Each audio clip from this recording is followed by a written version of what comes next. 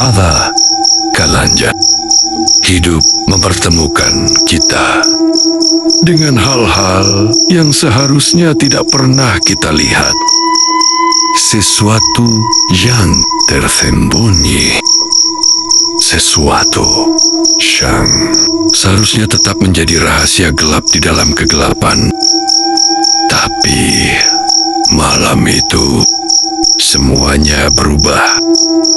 Karena aku melihat kematian. Dan sejak saat itu, aku tahu yang mati tidak selalu pergi. Selamat datang di cerita ini. Sebelum lanjut, pastikan kamu subscribe channel ini. Karena ada banyak cerita yang belum berani terungkap. Jangan lupa like dan tinggalkan komentar kalau kamu kuat nonton sampai akhir.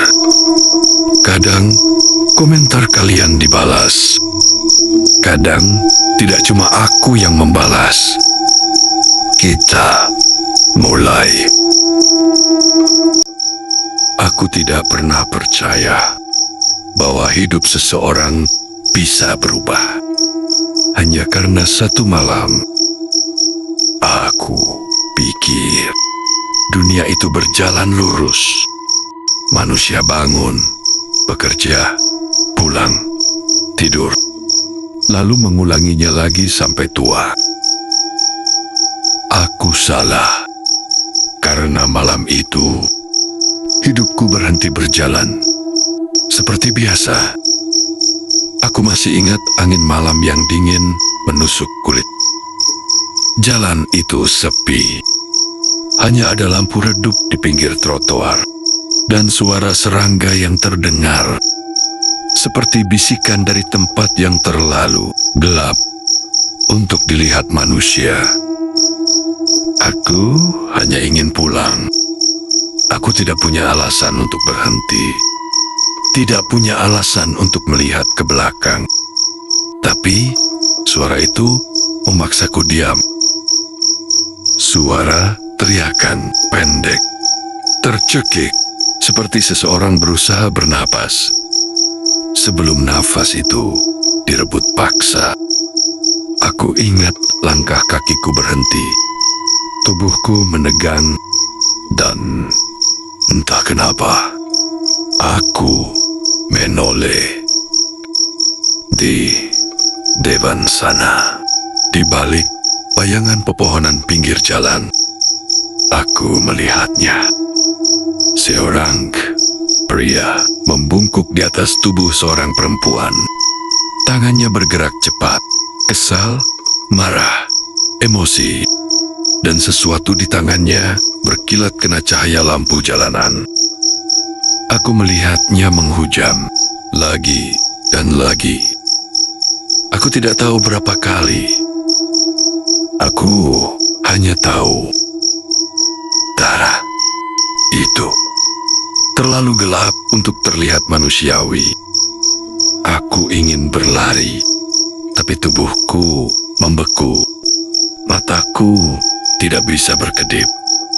Lalu, sesuatu membuat pria itu berhenti. Bukan suara, bukan gerakan, tapi tatapan perempuan itu. Dia masih hidup dengan darah di lehernya. Dia menoleh dan melihatku. Mata kami bertemu. Tatapan itu bukan minta tolong, bukan marah, bukan takut. Tatapan itu adalah permintaan terakhir. Seolah ia berkata, jangan biarkan ini berakhir begitu saja. Dan kemudian, cahaya di matanya padam. Tubuh pria itu bangkit pelan. Ia menoleh ke kiri, lalu ke kanan, mencari saksi. Aku menahan napas, berdoa agar ia tidak melihatku. Dan Tuhan mengabulkannya. Ia pergi, meninggalkan tubuh perempuan itu sendirian di jalan. Aku berdiri lama, sampai angin malam terasa seperti memiliki suara. Sampai dunia terasa berubah. Aku pikir semuanya berakhir. Tapi ternyata kematian perempuan itu bukan akhir. Itu awal dari semuanya.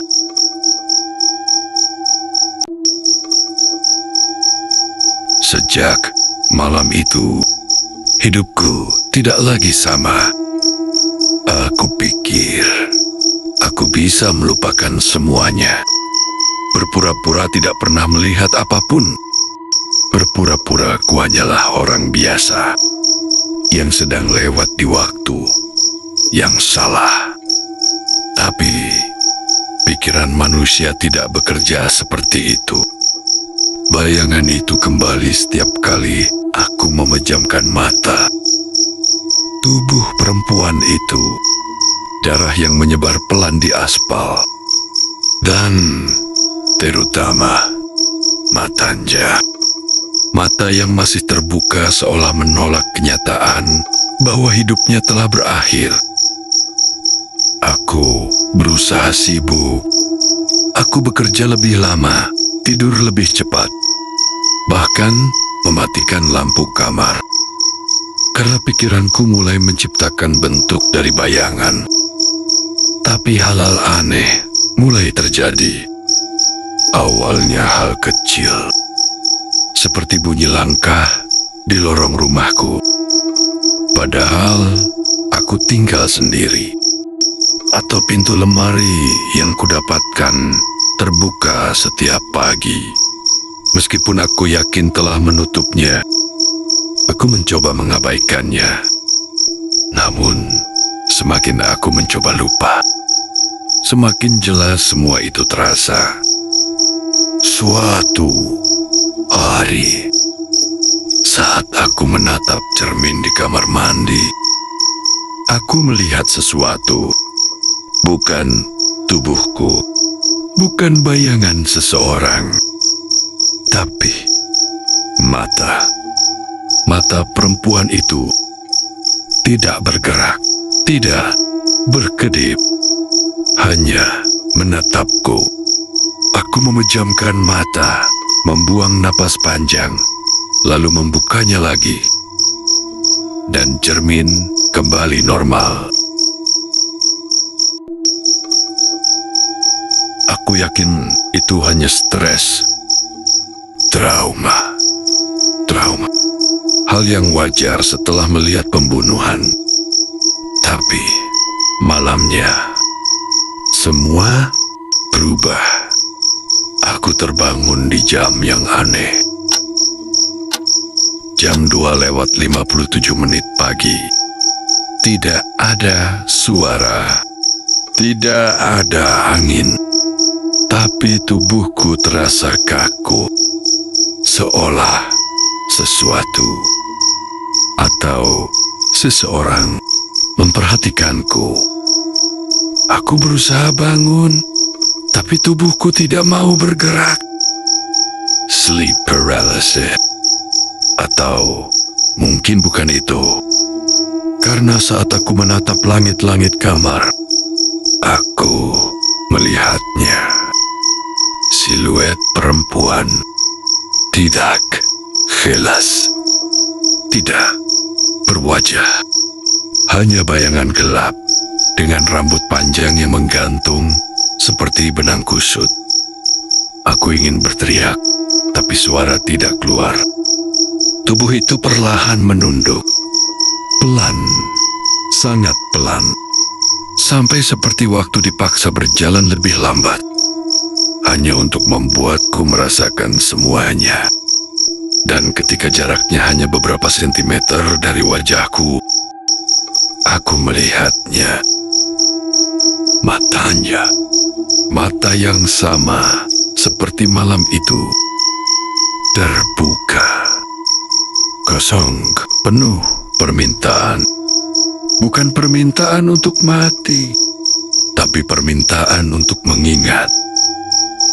Aku memejamkan mata sekuat yang aku bisa. Dan ketika aku membukanya, berharap semua itu hilang. Aku sendirian lagi. Kamar gelap, hening, seperti tidak ada apa-apa. Tapi aku tahu, sejak malam itu, sesuatu sudah mengikutiku. Bukan bayangan, bukan suara, tapi seseorang yang meski sudah mati, masih menatapku, masih menunggu, masih di sini. Sejak malam itu, aku mulai terbiasa dengan ketakutan. Awalnya, aku kira itu hanya mimpi buruk, halusinasi yang akhirnya akan memudar seiring waktu. Tapi, ternyata bukan itu. Karena rasa takut ini tidak memudar. Justru semakin jelas, semakin nyata, semakin dekat. Hari ini, aku kembali ke rutinitas, seolah hidupku normal. Aku bekerja, berbicara dengan orang lain, tertawa, atau setidaknya berpura-pura bisa tertawa. Tapi di dalam diriku, ada suara lain yang terus menyadarkanku, aku tidak sendirian lagi. Di ruang kerja, aku merasakan seseorang berdiri di belakangku, padahal ruangan itu kosong. Di lift, aku mencium bau wangi bunga melati, padahal tidak ada siapapun. Di malam hari, semuanya menjadi lebih nyata, karena saat dunia mulai tidur, dia mulai bergerak. Aku terbangun lagi pada waktu yang sama, jam 2:57 pagi. Seolah jam itu adalah batas antara dunia mereka dan dunia kita. Aku merasa udara di kamar berubah. Lebih dingin, lebih berat. Seakan sesuatu ingin masuk ke dalam paru-paruku dan menyesakkan napasku. Aku bangun dari tempat tidur, perlahan. Dan untuk pertama kalinya, aku mendengar suara. Bukan langkah, bukan bisikan, tapi sesuatu yang jauh lebih halus. Suara tanjis, pelan, tercekik. Seperti seseorang berusaha menahan sakit yang tidak bisa lagi ditahan. Aku mencoba mencari sumbernya, tapi suaranya datang dari segala arah, seperti memenuhi seluruh ruangan. Lalu, suara itu berubah menjadi lebih jelas, lebih dekat, lebih manusia. Aku di sini, tubuhku membeku. Aku ingin lari, tapi kaki seakan menempel pada lantai. Suara itu lagi, pelan, retak, seperti seseorang berbicara setelah lama tidak menggunakan suara. Tolong. Aku menutup telinga, tetapi suara itu tidak berasal dari luar. Suara itu ada di dalam kepalaku. Nafasku memburu, pikiranku kacau.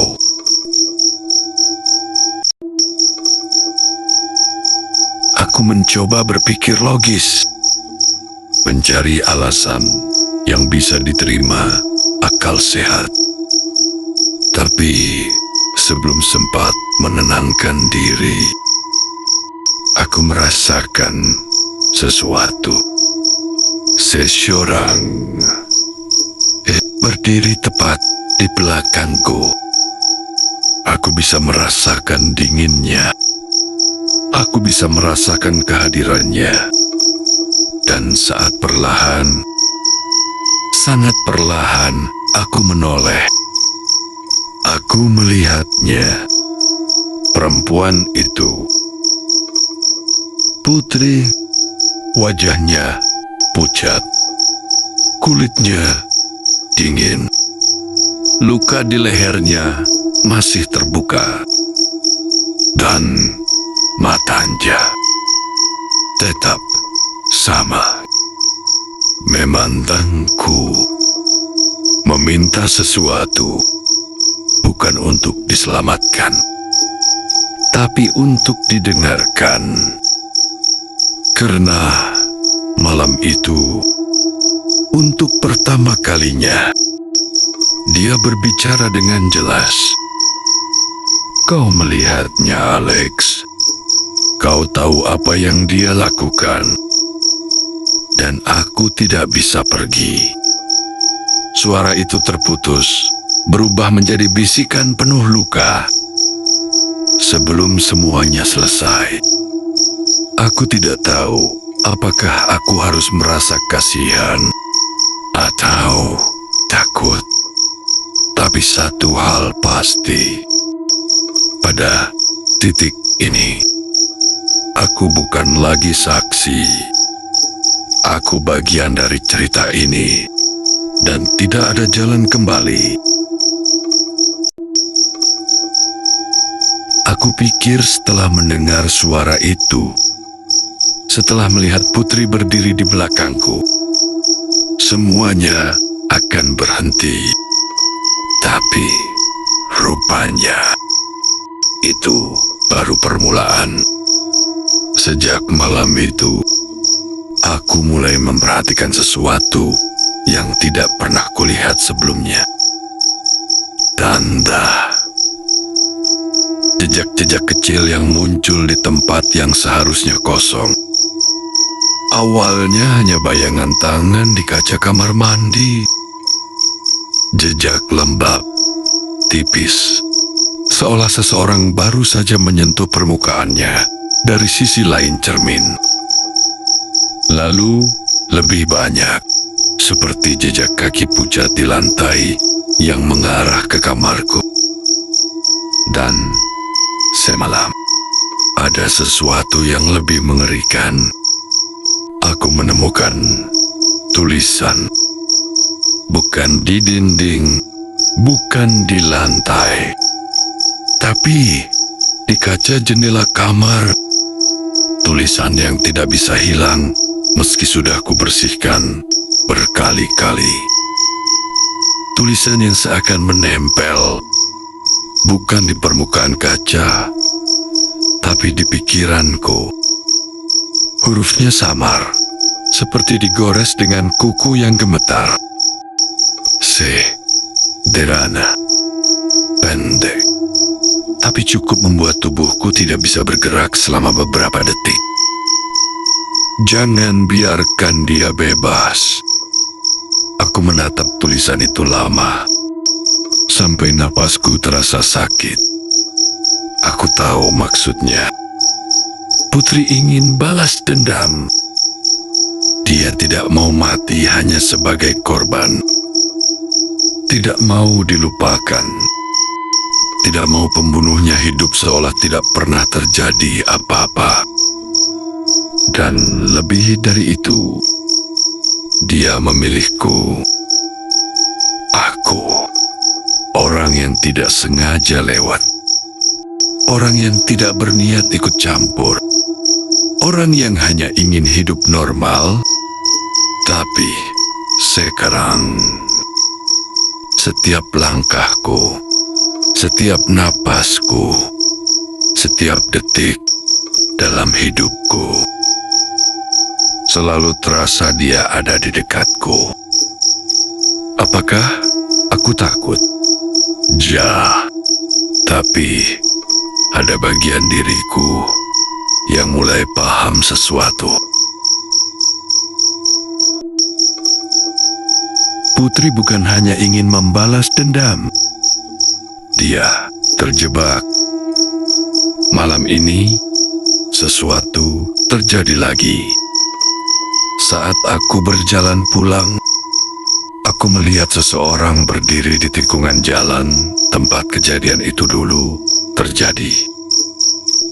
Aku berhenti. Sosok itu tidak bergerak. Dia hanya berdiri, seolah sedang menunggu seseorang. Ketika aku mendekat, aku merasakan udara berubah dingin. Sama dinginnya seperti malam ketika Putri mati.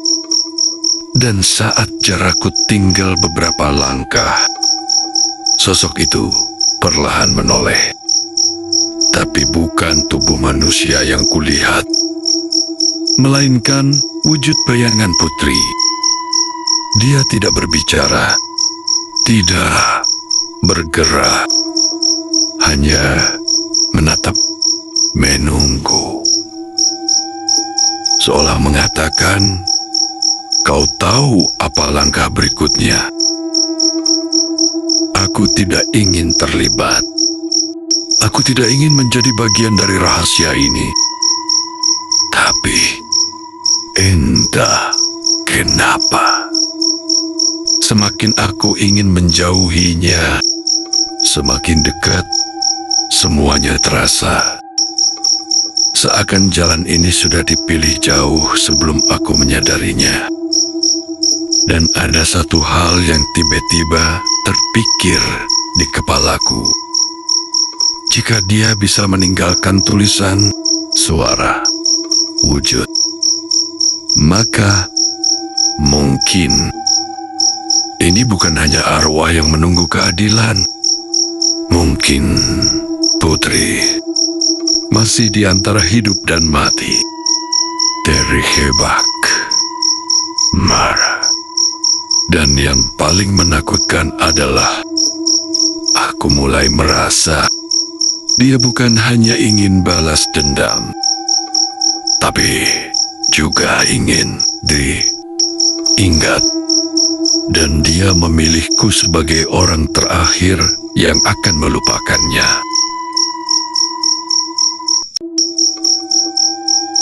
Aku tidak tidur malam itu, bukan karena takut, tapi karena aku mulai menyadari sesuatu.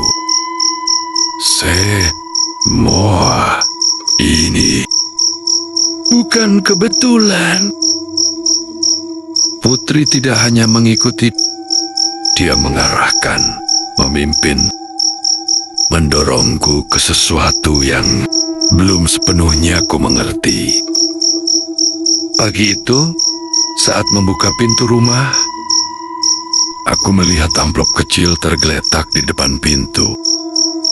Tidak ada nama, tidak ada perangko, tidak ada yang mengetuk sebelum meninggalkannya. Hanya amplop coklat tipis yang terasa dingin di tangan.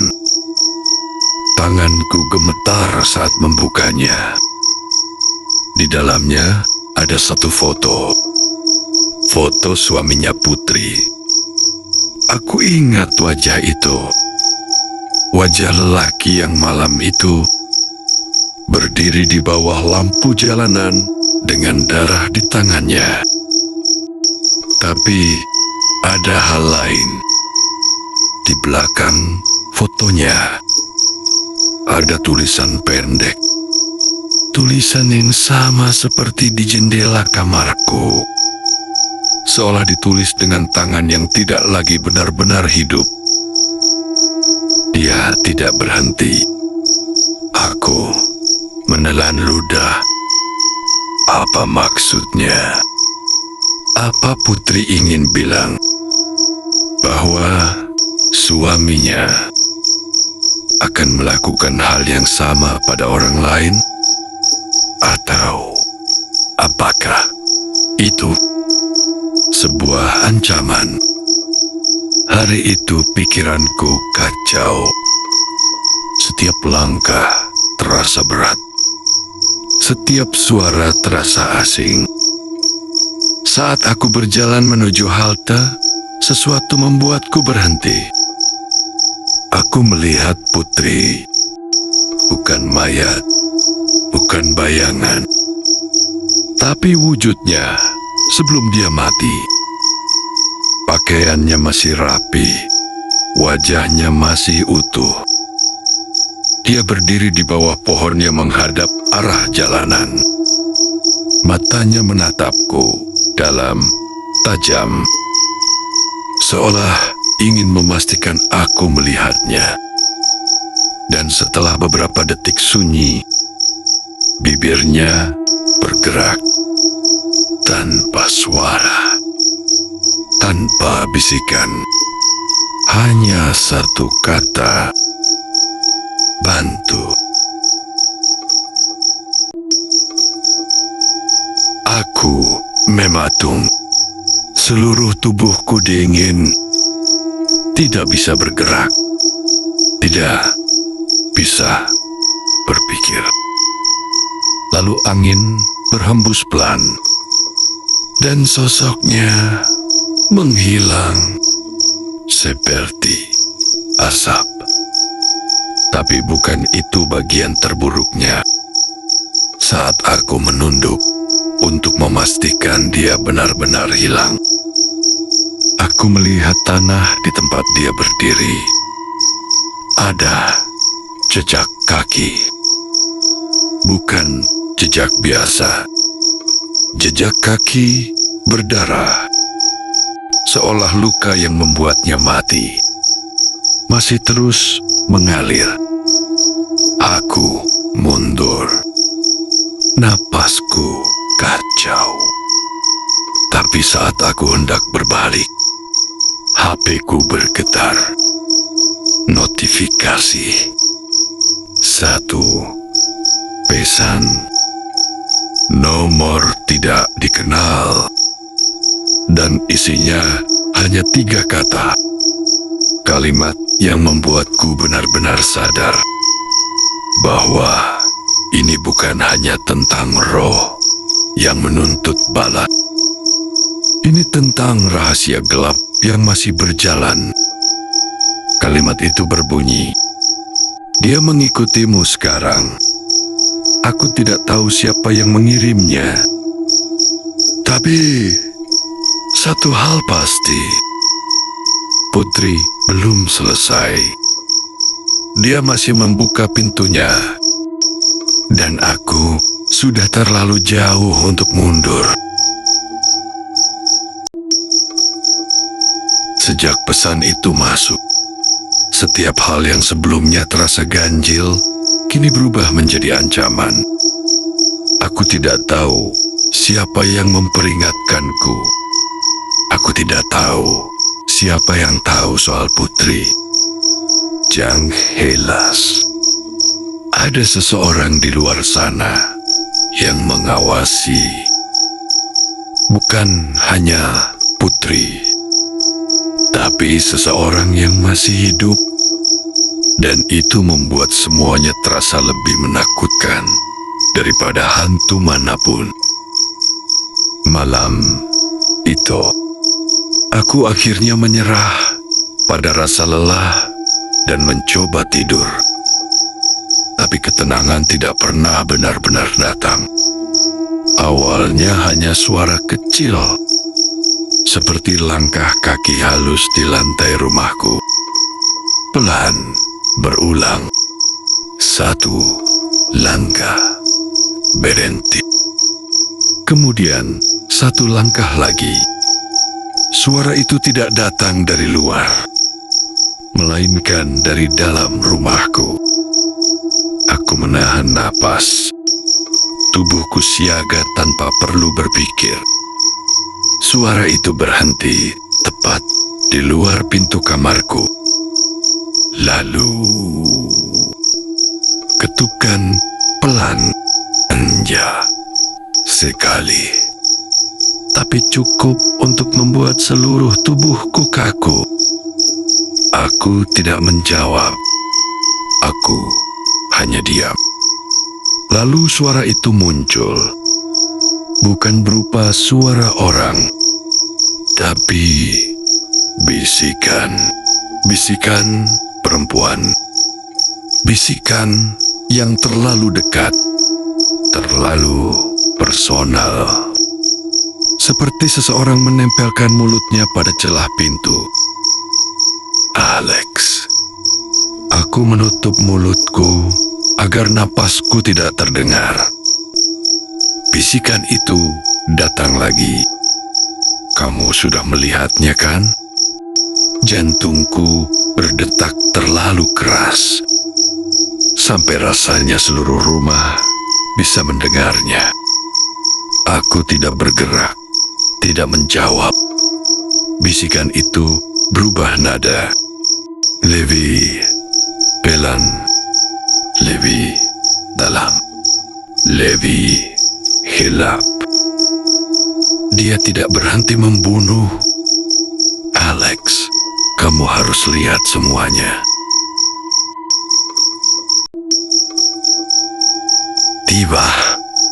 Tiba, suara kuku menggores permukaan pintu. Pelan, panjang. Seolah seseorang sedang menulis sesuatu di sana. Aku memejamkan mata. Beberapa detik berlalu, mungkin menit. Sampai akhirnya, semua suara berhenti. Rumah kembali sunyi. Tidak ada langkah kaki menjauh. Tidak ada pintu terbuka. Tidak ada dengusan napas. Seolah apapun yang ada di luar pintuku tidak pernah benar-benar datang. Dengan tangan gemetar, aku mengambil keberanian untuk bangun. Berjalan ke pintu dan membuka perlahan. Koridor rumahku gelap, kosong. Tapi pintuku, ada tulisan yang tergores di permukaannya. Tulisan dengan garis-garis dalam, seperti dibuat oleh kuku manusia yang sudah putus atau patah. Tulisan yang membuat tenggorokanku terasa kering. Dia melihatmu. Aku melangkah mundur. Pelan.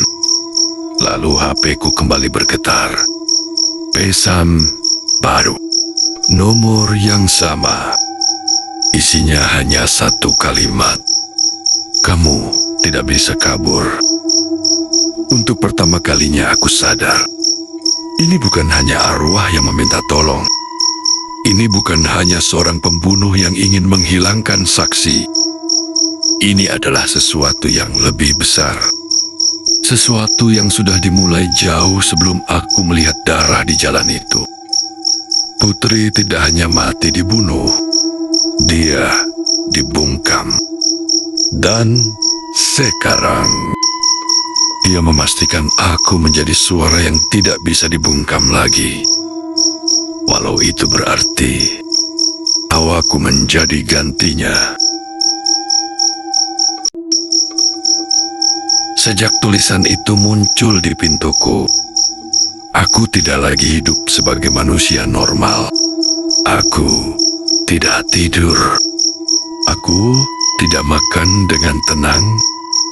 Dan setiap kali aku membuka pintu rumah, aku selalu merasa seseorang sedang menunggu.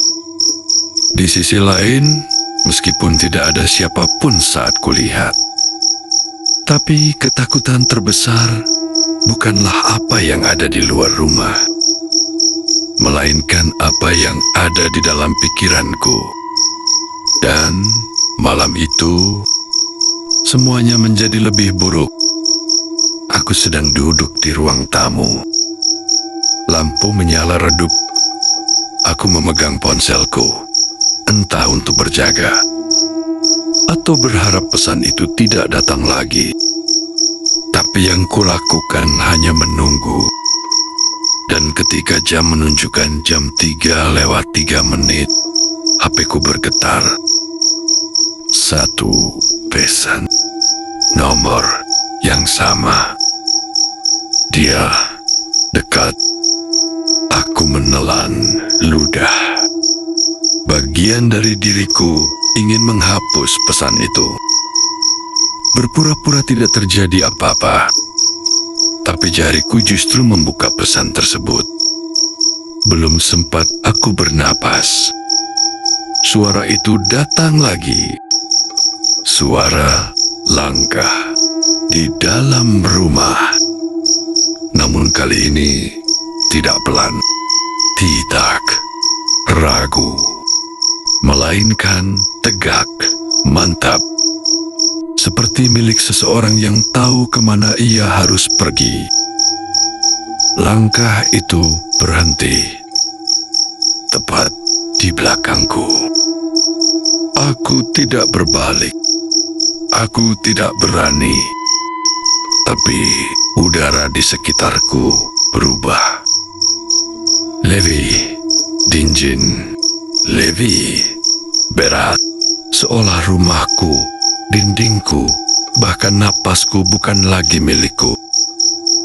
Aku perlahan menoleh. Dan di sudut ruangan, aku melihatnya. Putri. Tapi tidak seperti sebelumnya. Kali ini wajahnya lebih jelas. Kulitnya pucat, hampir transparan. Bekas darah membeku di lehernya. Dan matanya itu seperti dua lubang gelap yang tidak lagi memantulkan cahaya. Namun ada sesuatu yang berbeda. Dia tidak hanya menatapku, dia mengenaliku. Bahkan seolah dia terus mengamatiku sejak hari itu. Aku mencoba berbicara, tapi suara tidak keluar. Dan kemudian, Perla.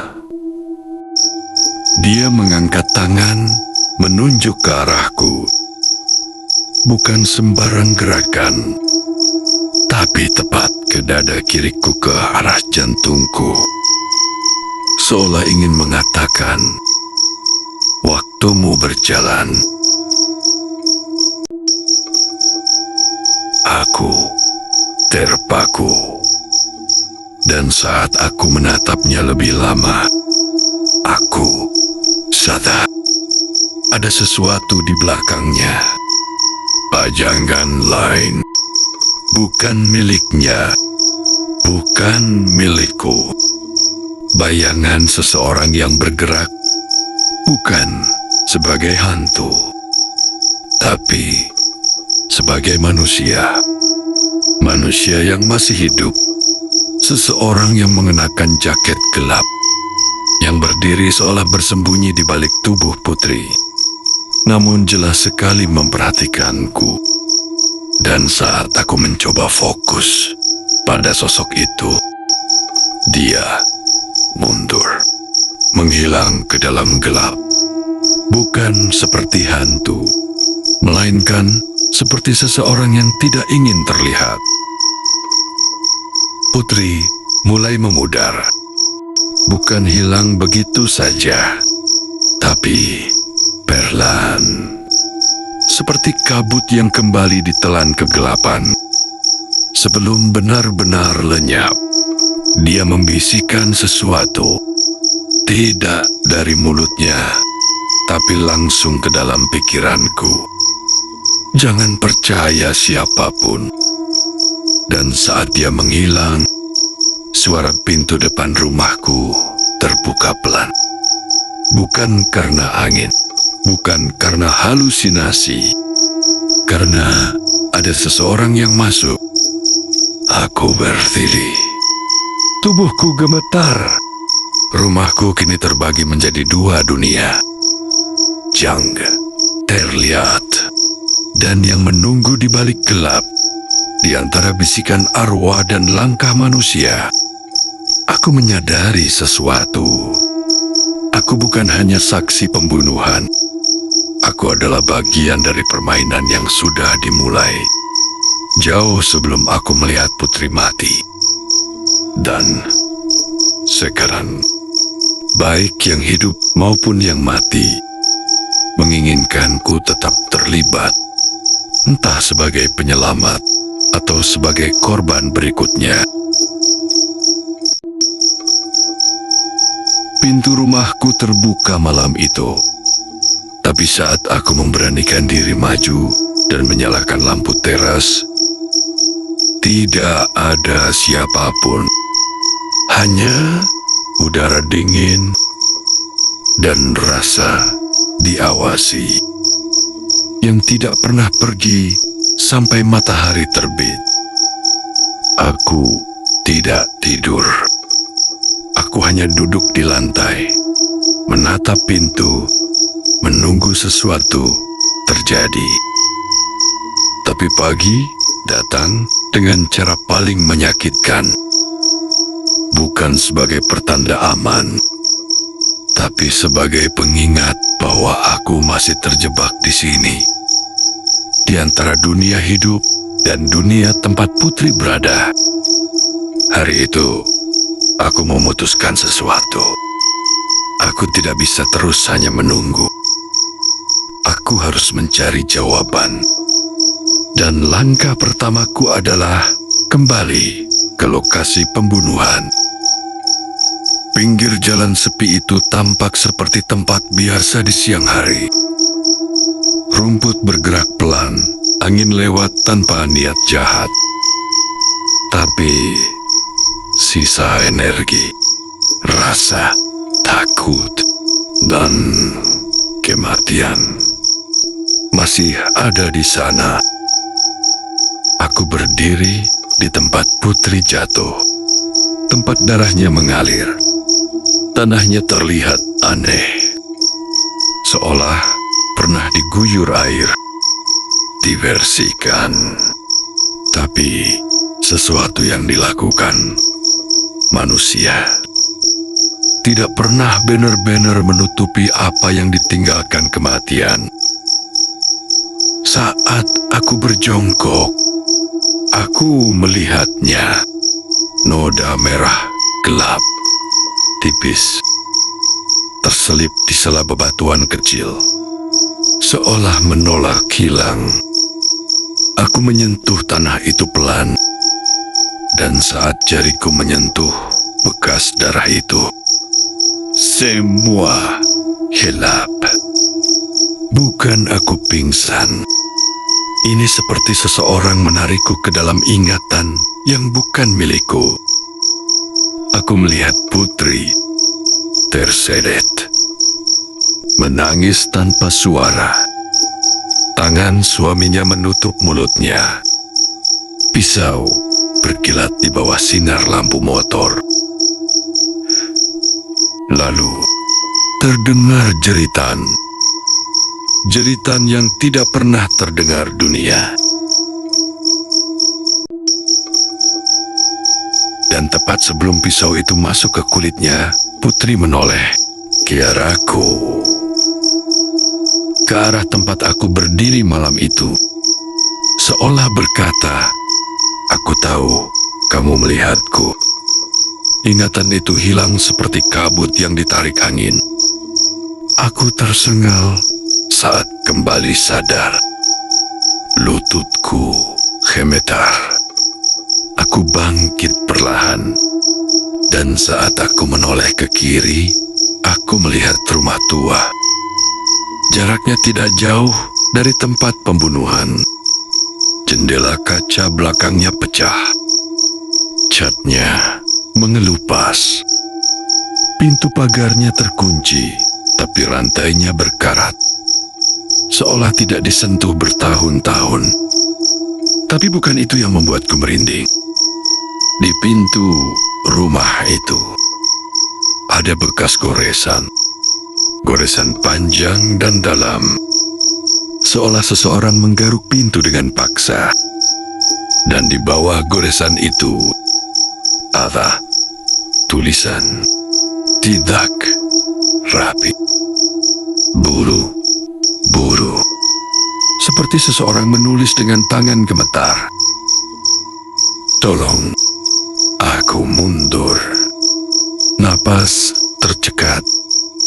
Karena tepat saat aku membaca kata itu, pintu rumah tua itu berdenting pelan. Seperti ada seseorang atau sesuatu yang sedang mengetuk balik dari dalam. Aku berdiri diam. Jantungku berdegup keras, tapi tubuhku tidak bisa bergerak. Ketukan itu berhenti, digantikan oleh suara lain. Suara yang aku kenal.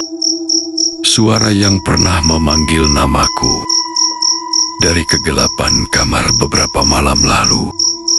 Pelan, tapi jelas. Alex. Aku tidak tahu apakah itu suara putri atau sesuatu yang lebih tua yang menggunakan suaranya. Yang aku tahu hanyalah satu hal. Jejak darah tidak pernah hilang begitu saja. Mereka meninggalkan cerita. Dan cerita itu sekarang memaksaku untuk tetap berjalan. Karena kebenaran ini sudah mulai menyeretku masuk. Dan tidak ada jalan kembali. Aku kira setelah mendapat rekaman pengakuan Bagas, semuanya akan selesai. Tapi ternyata belum. Malam itu aku gak bisa tidur. Pikiranku terus berputar-putar. Wajah putri waktu ketakutan, suara memelasnya, rekaman pengakuan Bagas, dan rasa bersalah karena aku telat menyelamatkannya.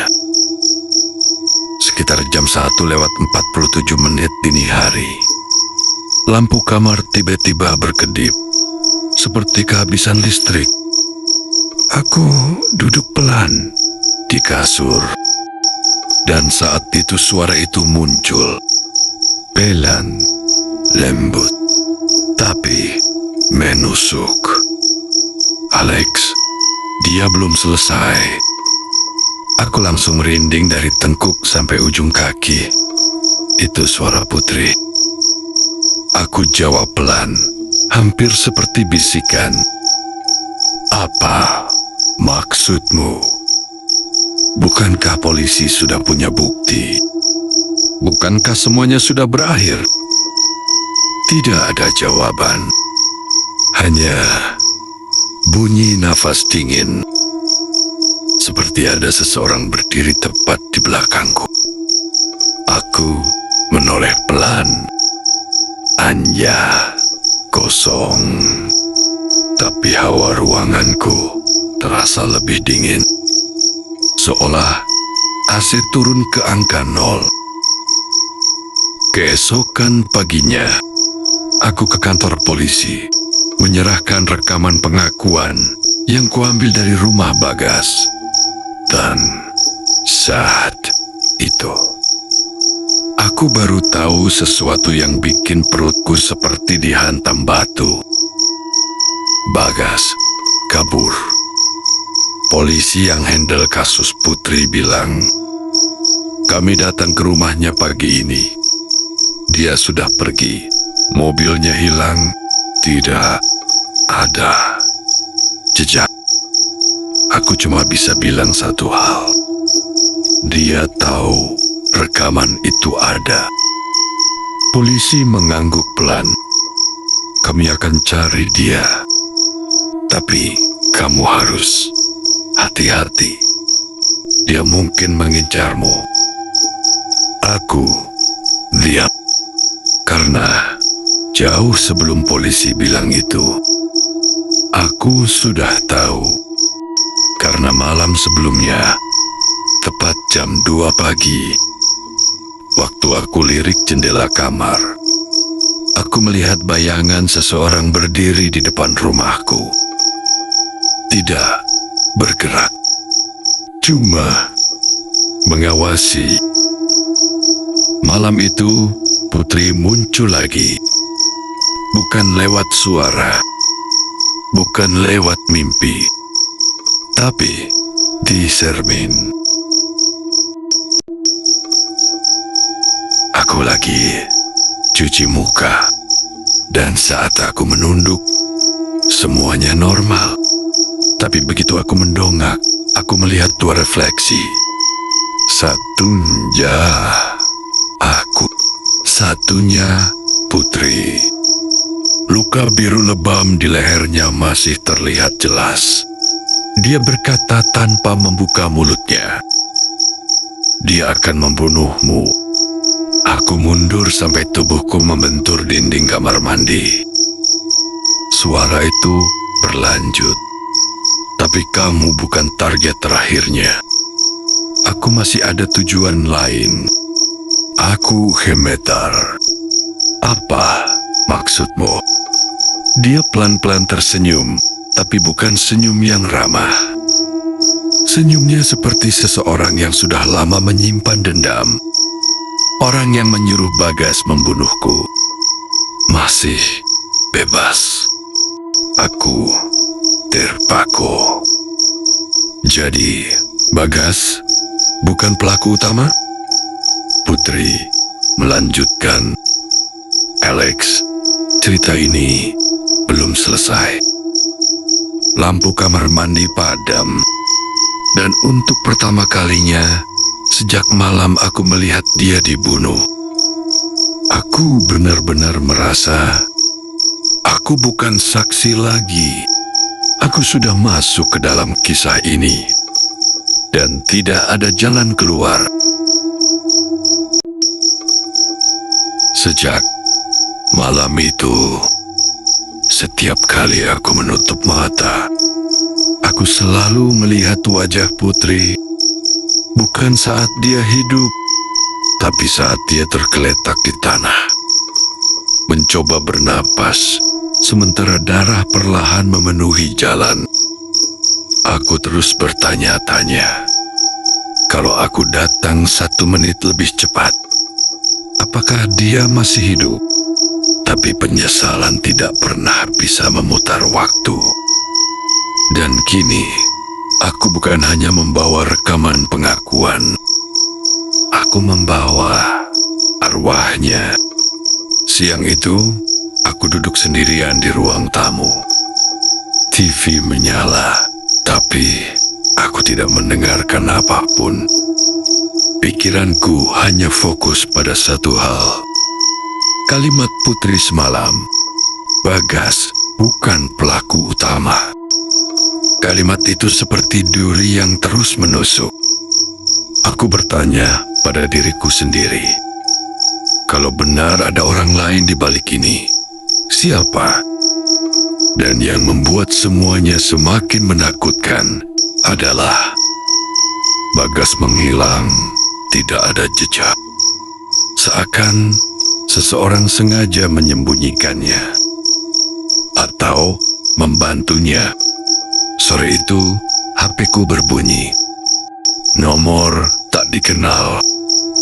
Aku biarkan berdering, tapi bunyinya tidak berhenti.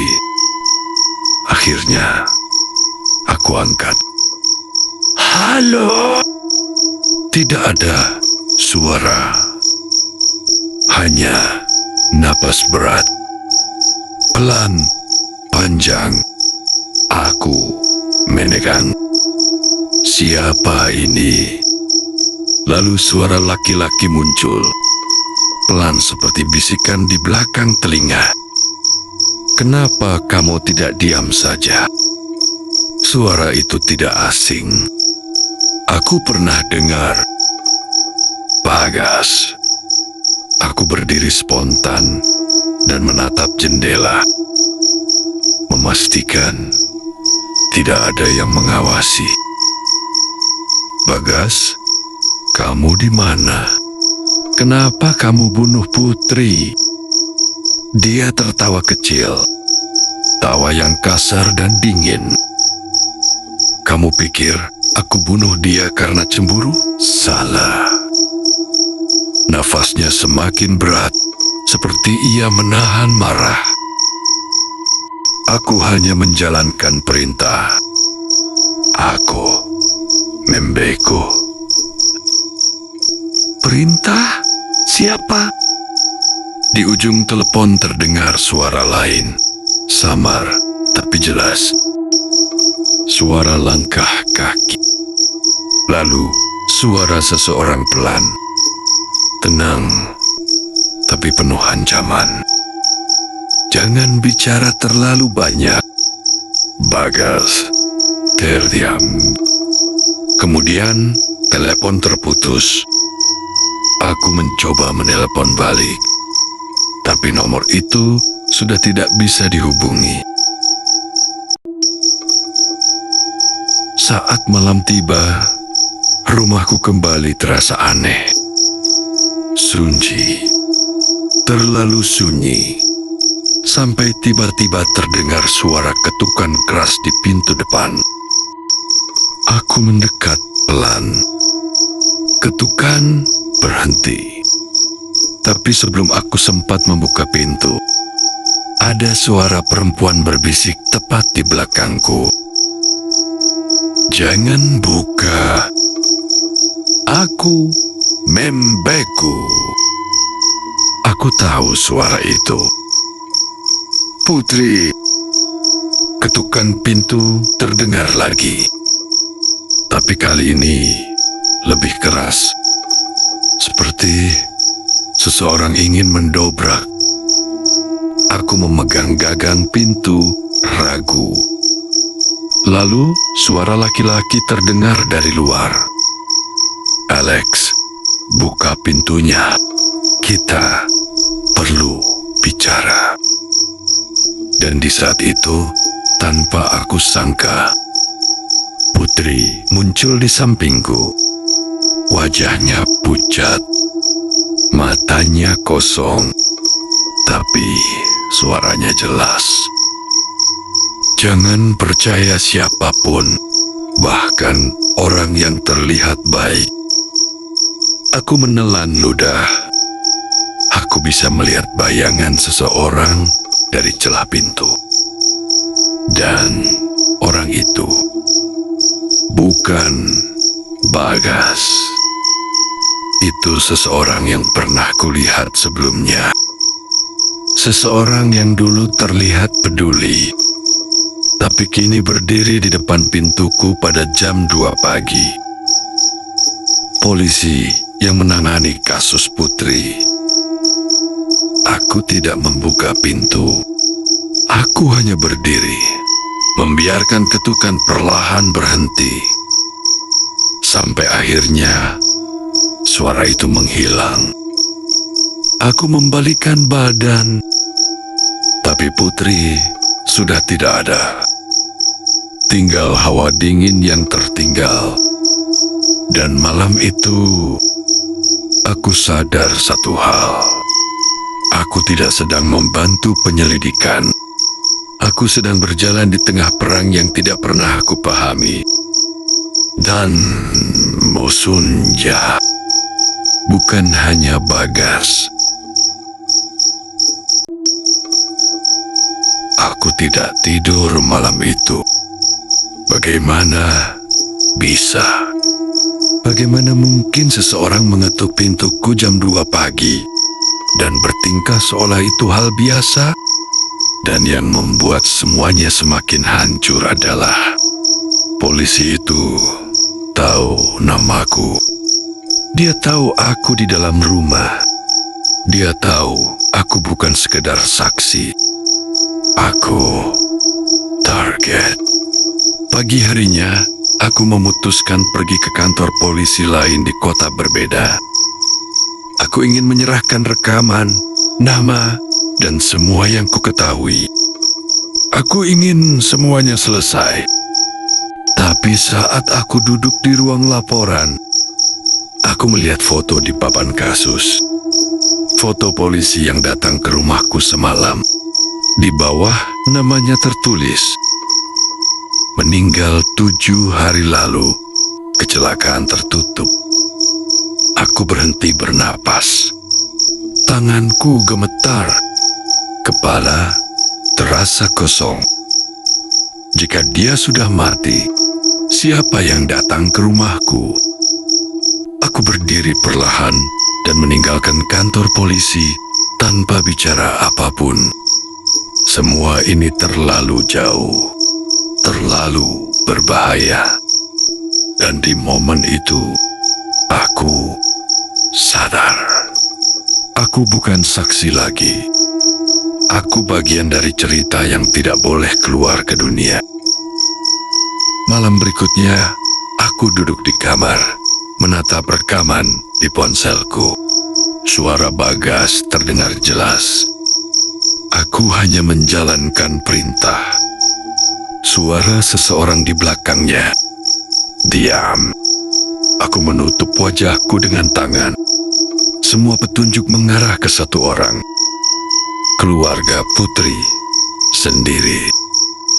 Aku ingat Putri pernah berbisik padaku. Mereka tidak pernah mencintaiku, hanya hartaku. Dan semakin aku memikirkannya, semakin masuk akal.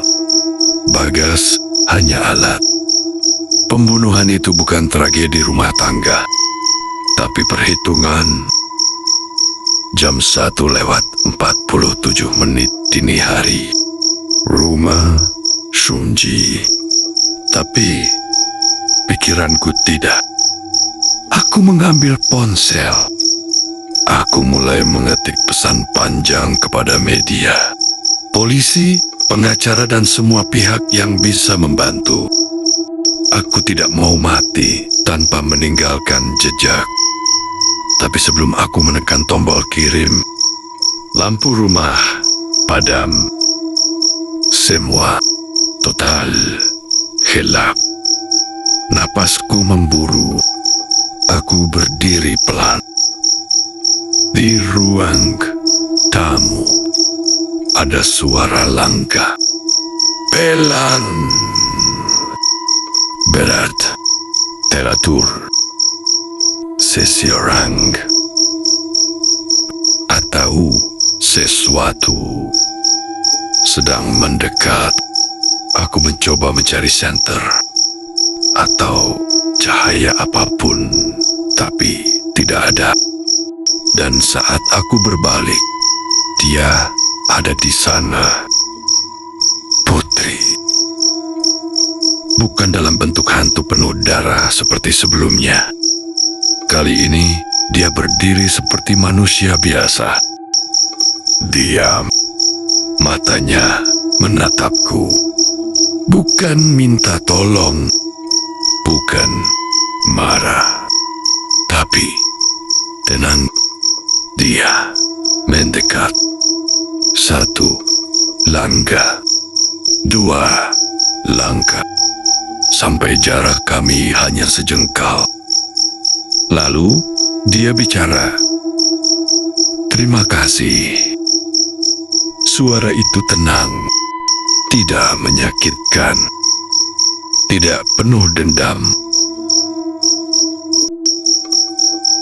Suara itu tenang, tidak menyakitkan, tidak penuh dendam. Aku mencoba bicara, tapi suaraku hilang. Putri tersenyum tipis. Senyum yang bukan manusia hidup, tapi bukan juga sesuatu yang menyeramkan. Senyum pelepasan. Sekarang semua sudah selesai. Aku menatap matanya. Matanya tidak lagi penuh luka. Seperti malam pertama aku melihatnya.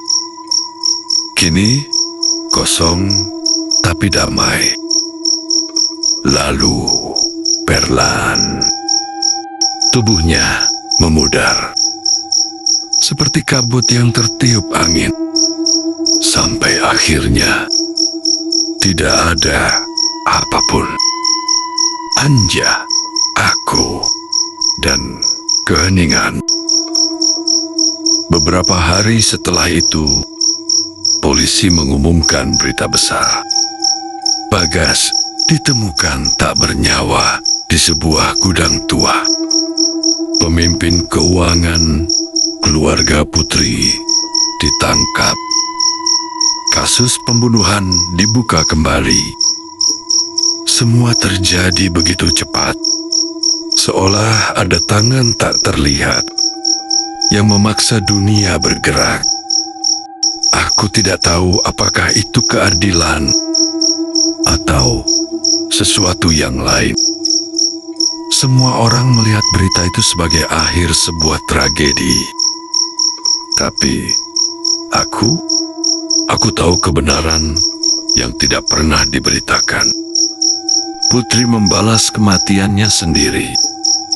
Aku hanya kebetulan menjadi orang yang melihat semuanya. Orang yang dia pilih. Orang yang dia tinggalkan pesan terakhir. Jangan lupa, aku dan Anenya.